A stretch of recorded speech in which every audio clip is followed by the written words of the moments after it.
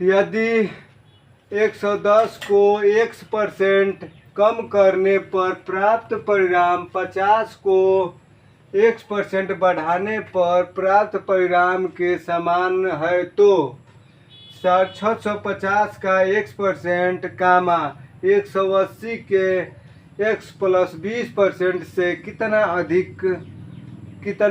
अधिक प्रतिशत होगा। शुद्ध पूर्णांक तक बताना है हम लोगों को।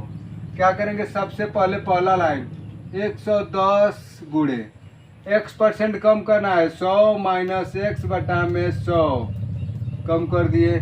दूसरा देखिए करा है 50 को x% बढ़ाने पर 50 गुणे 100 प्लस x अब बटा में 100। अब करेंगे क्या, इससे एक जीरो काट दो और इससे भी एक जीरो काट दो और 100 से 10 से 10 को काट दो, कट गया। अब देखो 11 का गुणा करेंगे 1100 माइनस 11x बराबर 500 प्लस 5x प्लस 5x। अब इसको उधर भेज देंगे और इसको इधर, तो 11x प्लस 5x बराबर 1100 माइनस 500, तो 16x बराबर 600, x बराबर 600 बटा में 16। 4 से कटाएंगे 4 चौके 16, 25 चौके 100। अब 2 से कटाएंगे 2 दूना के 4, 2 त्याय 6, 25 त्याय 75 बटा में 2 बराबर 37.5% आ गया। x का मान हमारा आ गया 37.5%। अब बोला है 650 का, अब निकालेंगे 650 का 37.5%, 37.5%, 37.5 बटा में 100। हम जब इनका गुणा करेंगे तो हमको प्राप्त होगा 243.75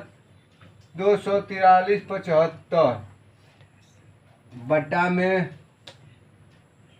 100, या एक अंक पर दशमलव पहले से ही है तो लगाएंगे तो क्या हो गया 243.75 प्राप्त क्या होगा 243.75।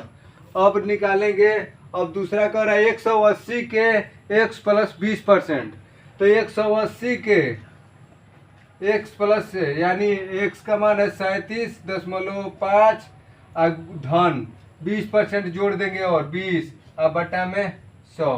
तो इसको हल करेंगे तो हो जाएगा 180 गुणे 20 जोड़ेंगे तो कितना 57.5 बटा में 100। पूरा गुणा करके हल करेंगे तो आएगा हम लोगों को 103.5। कितना मिलेगा 103.5, 103। अब दोनों के बीच में हम अंतर निकालेंगे, इन दोनों के बीच में अंतर, जब अंतर निकालेंगे इन दोनों के बीच में तो होगा 140.25। अंतर हम लोगों को कितना मिला 140.25, यानी 140.25 अधिक है 650 वाला। अब 140.25 बटा में 103.5 गुणते 100 प्रतिशत के लिए यह एकदम अभिष्ट उत्तर के लिए।